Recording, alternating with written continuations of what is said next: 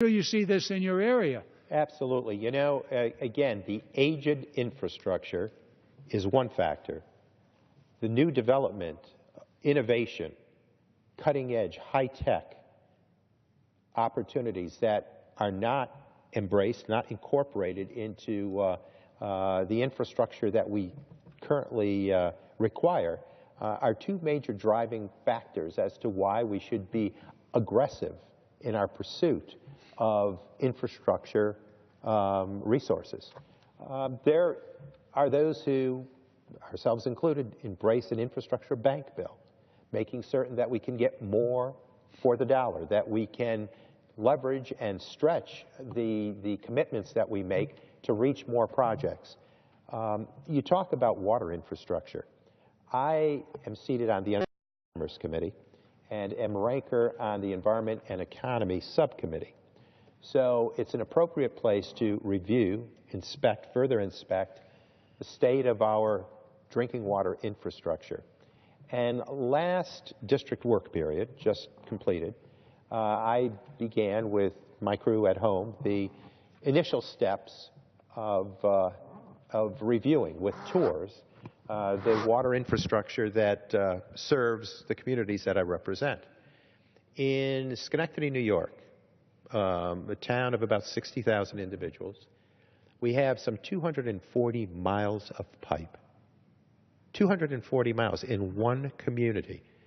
That pipe may be as old as 100 plus years. The main feeds are 36-inch and 24-inch pipes.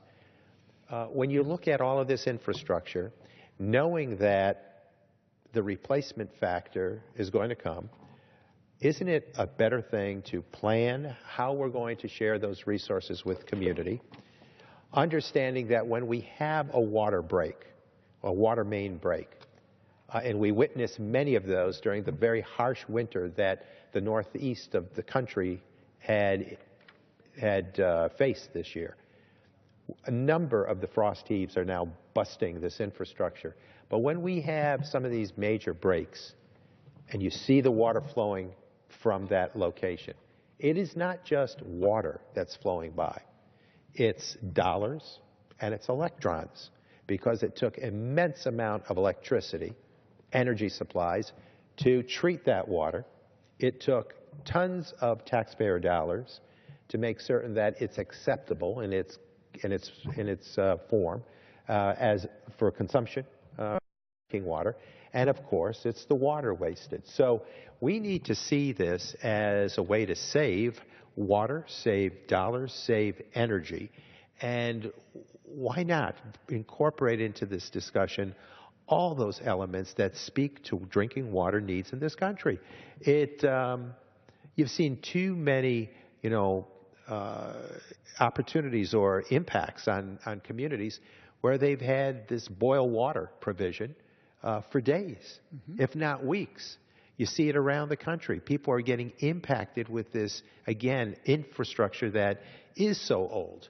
And it's in a state it's in a need of repair. And so we're sitting on not only pipes in the ground, but well systems, the infrastructure, the computers, the workforce that is required. Are we training the appropriate workforce to pick up in these areas that have high levels of certification? The know-how is immense, and the responsibility is awesome. So there's the human infrastructure, there's the training, there's the planning that's required, and certainly the outstanding need for soundness of all of the system that brings you from that aquifer, that water source, into the business place or the home place. And this is something that we're going to further explore, because we know there's an inordinate need, and we want to put together a sound plan that's thoughtful and reaching to the expected, the projected needs, and offering the assistance to local governments that's so essential.